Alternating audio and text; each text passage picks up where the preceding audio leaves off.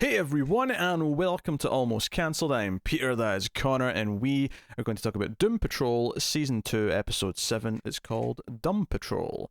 So, full spoilers for the episode, as always. Of course, Cliff was indeed pointed at the direction of Earth. Good aim. And lands right through the billboard for the autobiography of... Does it annoy you, in the same way that, like, the talking in space annoyed you last episode? Does it annoy you that, like, his jacket's not all burnt up? Nah. Okay. I'll accept that it was some sort of, advanced material that Niles stitched together himself. It wasn't just a leather jacket. It was definitely a leather jacket he had from before he died. Nah, it wasn't that. It was something fancy. Something fancy. It was some fancy polymer or something. I don't know. Okay. It's the sort of stuff they build the astronaut suits out of, but with a leather kind of coat of paint, I suppose, if you will. No. Okay. Look, just go with it. All right. So he lands. He hitchhikes. His legs don't work for a little bit. There's a funny gag where he has to do like a shout out on a phone. The shout out itself's not that funny. What's funny is that when he calls the mansion and no one's there, the guy's like, nah, one shout out, one call, you can't call anyone else. And he's like, you gotta be effing kit, and then it cuts like mid-sentence to him doing another shout out, so he can use the phone again. I actually thought the second shout out was quite funny. It was alright. It was more the cut for me that was funny, that it just cut to him. No, the cut was funnier. But the second shout out where he was shouting, I think it was a guy called Thundernuts. Sure. And it was like, your stepmom's allergic to something or other, and it's like, so go F yourself. Like, this is such a bizarre shout out. Oddly specific, yeah. Yeah. So the main plot of the episode, though, is that Crate arrives at the mansion, and of course we have Miranda instead of Jane, and the Crazy Jane body, I guess. And then we also have Ronnie's around. Cyborg's brought her home. They speak to Larry briefly. Larry's basically just not in the mood to talk to anyone. He's ultra brooding. Yeah, he's in full brood mode. But a crate arrives from Switzerland that says under no circumstances should they open it. But unfortunately, the pink sort of mist kind of comes out of it and goes into their noses. And for some reason, Miranda's immune to this, but the rest of them very quickly are like, yeah, I think we should open it. Yeah, and it's like, this seems like a good idea. Yeah, they're all for it, and they open it, and it's the blank painting, right? Although notably with some pink sort of splotches. And they're all kind of like, where's Mr. Nobody? And I was kind of expecting Mr. Nobody to show up, but we do get the Beard Hunter later, who's in the painting. He's camouflaged himself by painting the front of his body white. It's genius. My favorite moment of the episode is by far everyone hiding behind him. Because he's painted white from the was it the Scants they called them? Yes. Who are after the Umajus. Yep. Now these sound ultra Morrison-y, which is why they completely fit in on the show. These are from the Gerard Way. Oh, run. Really? Yeah. So this is relatively recent stuff they're pulling from here. Interesting. Umajus, you might be asking, just in case you're listening to this review without having watched the episode, you're probably, what's Umajus? I don't think we can ever contextualize this show enough for anyone who watches these without the show. Umajus is the energy that comes out of your ear when you like act out a bad decision that you shouldn't be doing, but the infection of these Scants basically convince you that every bad idea you have is a good idea, and when you act out the bad idea that you shouldn't, think of it as, it's not quite exactly like this, but think of like Superman on Red Kryptonite. It's kind of, think of it affecting them in that a similar vein to that, not quite the exact same thing, but similar vein in how it works. Yeah, I get where you come from. So when you act out these bad ideas, invisible to our eyes, the naked eye, the human eye can't see this, but this substance comes out. It's not actually Umajus shit. That it has to be processed by the little Scant soldiers because they have a queen. They're like bees. They've got a queen, and they have to process this substance. It turns it into Umajus, which is what the queen wants, and they'll take it to the queen. I just love listening to anyone try and explain this show. It's impossible because basically Larry wants to go and try and see his son in the hospital, and he asks Miranda, "Hey, can I speak to I forget the name. Flip. There you go. The teleporting one, basically the teleporting Jane personality, and takes him to the hospital, and he's like, "Hey, I'm here to see so and so." And like, well, the family's not letting visitors when the nurse presses a button, and the Human Bureau of Normalcy show up, and they're like, "Oh crap!" So they just teleport out. It's like, "Hey, I've got an idea. They'll never suspect this." And they put on white lab coats and hold clipboards and pretend they're doctors. And they just stroll through the hallways like nothing's wrong. And same nurse. Like, it's the same nurse as well. It's not like a different counter. They go to the same nurse at the same counter. I'm here to see my patient. He says, "Grant, patient." I think it has to be like patient. He's like, "Yes, patient." Yes. And then the SWAT team jump back out and they just teleport away. So, and that's actually one of my favorite little things here is that it stays on the SWAT team just for a second, just so one of them go, "Oh, son of a," as if they're just annoyed that they keep teleporting away. I love the bit before they suit up, like, or as they're suiting up, they're like, they'll never see through a disguise. Yes. And obviously I wanted to mention that stuff because it is good on its own, but my favourite part of this is all pretext for my favourite thing, which is to get back to the mansion, and Cyborg's basically said, "Well, Niles isn't here, but you know what? I'm like half cybernetic. I'm really smart. I can just operate on Urani." And she's like, "Yeah, that's a great idea." And then in walk Larry and Jane, and they're like, "And we've got lab coats. This is a great idea." It's like, "Yeah, they've got lab they're coats. like doctors. They're going to be perfect for this." And we cut to them, and Ronnie's on like, the seat, and they've got like clippers and blowtorches in their hand. Yeah, it's just the blowtorch. Like he's gonna just see through it. Like, what is going on? And Willoughby walks in and goes, "Oh, you stupid." Well, I can't say the word he said, but it was harsh. I think walks in is an unfair way of describing Willoughby. It's a stroll at worst. It's casual. Yes. He takes away all the implements they've got to try and be safe. He tries to explain to him. He says Niles has got like an old slideshow in the basement from the Templars. So watch that. It was like a Fallout style like cartoon with voiceover. Those old self-help things. And they watch this because he pisses off, to try and solve the problem elsewhere. He's like, "I'm off to go kill the Queen." Yeah, because that's how you defeat them. You kill the Queen, obviously. And they're watching this video explaining. This is where we get all the terms from, the Uma juice and the everything else. And they're just watching. My favorite part of this whole thing though is Larry.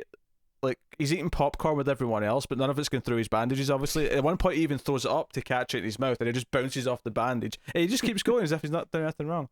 It's brilliant. And Miranda, of course, is just trying to talk them out of everything the whole time. And because they're like, "Oh, it's in the painting, right? I mean, that's where the Queen will be. We should go into the painting." And it's like, "No, maybe we shouldn't do that." And when she turns around, they all teleport into the painting. She's realising she can't sum. She's like, "Okay, fine, but we'll come up with a plan first before we go in, all right?" Turns around, it's like, son of a... Yeah, which is what leads to finding the beard hunter, and explains that Mr. Nobody vanished to go star in the Harley Quinn show. What I liked about this, my favourite part of this, is that the beard hunter he's painted himself white. He's in his underwear and he's painted himself, at least the front of himself, completely white. So he blends into the pure white, background, the painting. When they first get there, and they're like, "Hey, beard hunter," he's like, "You could see me." Yes, it was very Batista in Guardians 2. I think he's invisible. Sure.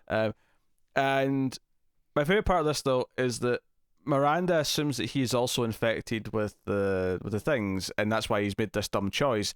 And he's like, "No, I've not been affected." And she's like, "But you actually thought this was a good idea." And then a patrol of the scant soldiers are coming around. It's like, "Quick, everyone, get behind me!" Not noticeably with like they've got like containers of the juice that they're carrying to the Queen. Yeah, they're all over their shoulder. But my favorite shot, and I tweeted this out because I just thought it was wonderful, is that they're all in a line behind the beard hunter, and Larry just like has his hands on his shoulders and just sort of pops his head out like so. Just it says, I am "Hello." So glad I'd seen the episode before I saw your tweet there. I would have been like, "What the hell?"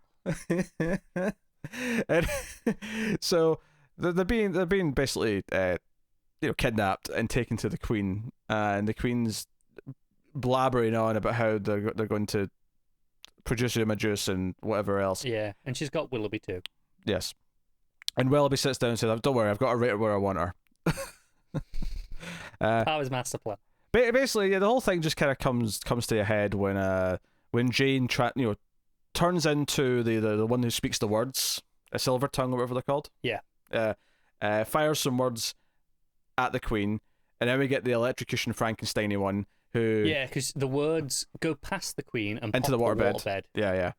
And then the electrocution one electrifies them all, and they all die, and that's that. It's wonderful.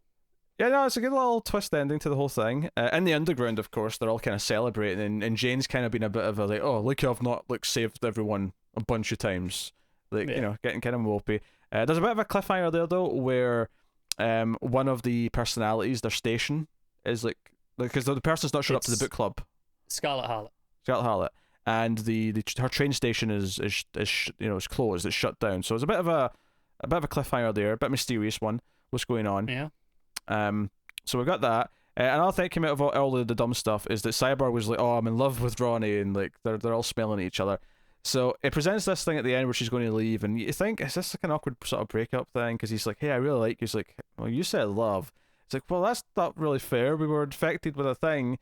And then she just laughs. And she laughs, yeah. But she makes him worry for a minute that he has to feel bad that he said that, and then is kind of walking it back a little bit.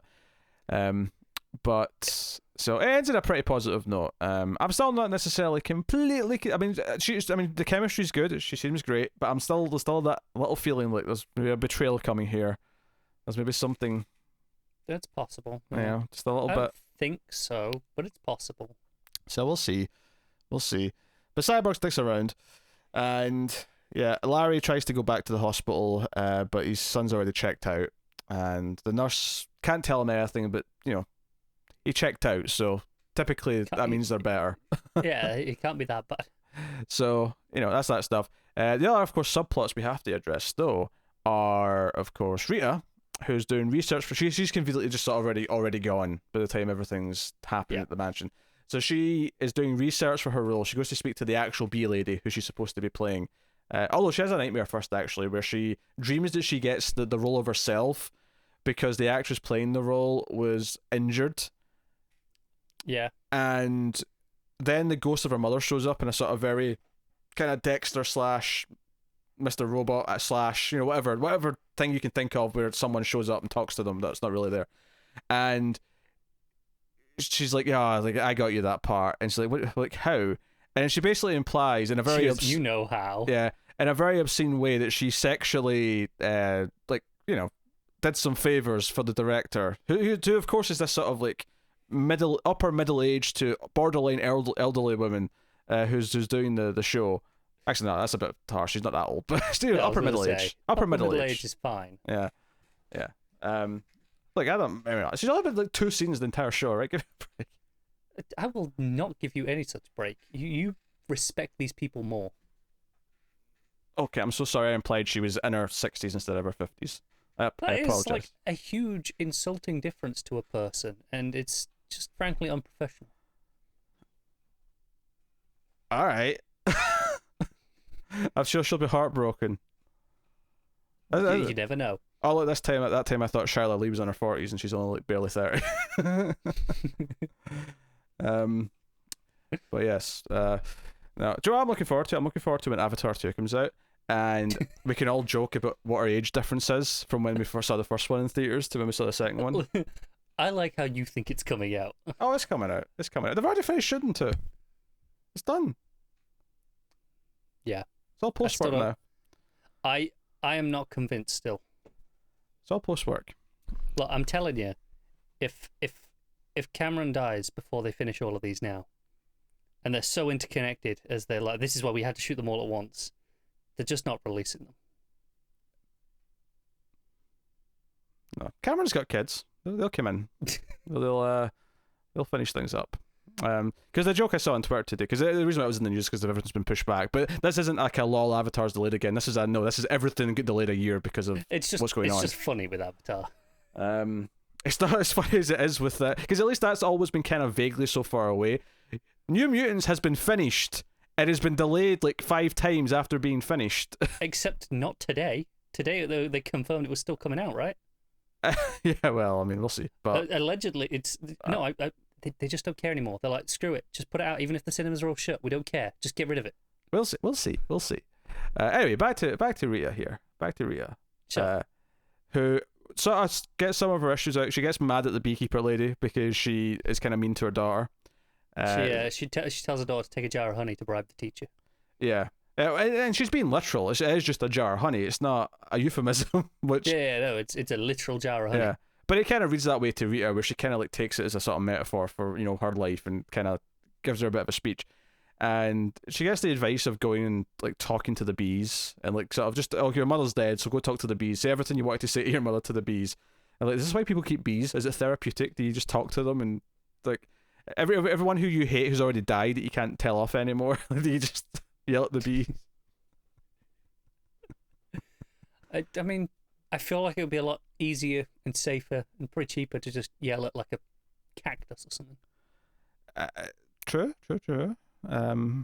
But she does, and most notable though, she's on her way home. She spots a mugging happening in an alleyway and uses her powers. Although notably, she does sort of like, because she had like her beekeeping outfit on, which the beekeeper lady kind of makes fun of and says, the scene that you're playing me in is in like a supermarket. I wasn't wearing my beekeeping outfit. Like, yeah, don't be stupid. And the whole thing's just like, I want to get in character for my monologue. She's like, what do you mean monologue? The script you showed me had one line. Why say it in one line when you can say it in 7? I love how memorable it was as well. That both we know that it's 7. Seven's a monologue now. She's been reading some Bendis comics, I think. Why say it in 1 when you can say it in 7? And I say that as someone who enjoys Bendis comics, but it's the truth. Yeah. But now she starts mugging. But we see that the arm came in and like sort of knocked the gunman down. But when it cuts and then back she makes to her, a bee-related quip. well, when it cuts back to her though, she's put on the mask and because I mean, obviously she was always wearing the suit part because she didn't have anything to change into. But she actually has made a point of putting on the mask. Yeah. So that she looks like a superhero. It's like a superhero outfit. There's going to be reports in the news about the bee lady who's going around saving people. Yeah. But yeah, she makes a pun about him that had to sting or something to that effect. It caught me off guard because she makes the pun before it cuts back. I was like, is she really making a bee pun? Like, just because? And then it cuts back and she's put the mask back on. I'm like, okay. So what you're saying is you can believe that she made a bee pun? Look, too many shitty DC shows have made too many shitty bee puns in the past. So this just brings back bad memories. Okay, we'll move beyond that scene and talk about the chief who did come back to Earth, just not home. Because the line last week, I do believe, was "We're not going home," not "We're not going back to Earth." So there's a really strong implication that when you say that in space, home means Earth. Yeah, I think we took that as it was going to go somewhere else, but no, it just goes to a different country. He's looking for basically to talk to the spirit of Dorothy's mother. He leaves Dorothy on the ship and has this horrible interaction with the candle maker, and it seems to be that Dorothy's mother's like ancestors actually created the candle maker, and this was all maybe not a divine plan or per se, but this is not just some random thing that Dorothy's latched onto. She's inherited the candle maker in the same way she inherited the Wendigo one. Yeah, and he wakes up screaming at this and summons Willoughby. We see him. He's in like a. Because actually, there was a weird joke earlier on how Willoughby's there's the bee queen, not the bee queen. Sorry, the sky queen. She's like, hey, I know you're in love with that horse head, but like, there's no torso. Because I always just remember the line, you don't have to have a torso to have a heart. Okay, all right. Yeah. As you do. But and it's actually a really downbeat ending. Because Willoughby gets summoned away while he's writing a message to the horse head, which I don't know if you read, but the line that stuck out, it was something about the horse sucking on his baby carrot. No, sucking on his little carrot like a baby foal. And I was like, okay then. No, I don't want to know about this. Yeah. But he goes to the chief, and because of the tone when he gets there, he's like, oh, this is that call. This is a call that he's been waiting for a long time because of Dorothy. Yeah. And he says, I need one more day, presumably one last day to spend with her. And the chief asks, what are you going to do with her? And he says, Just don't worry about it. That's no concern of yours, but just tell me where and when. So this is the chief making the call that he can't actually solve this, that he can't just train Dorothy to not, or to master this, or to not give power to this thing. He's basically accepting that Dorothy, if not killed, needs to be taken out of the picture in the conventional sense, or the unconventional sense, as the case may be. In a more permanent fashion than just inside Danny. Yeah, so this is, the equivalent of this is saying that someone is agreeing to have their child murdered because they're too dangerous for the world. Pretty much. And honestly, this scene being here at the end of episode 7, given that we've only got 9 episodes, makes me feel strangely a little bit more confident about this maybe feeling like it has a rounded endpoint for these 9 episodes now.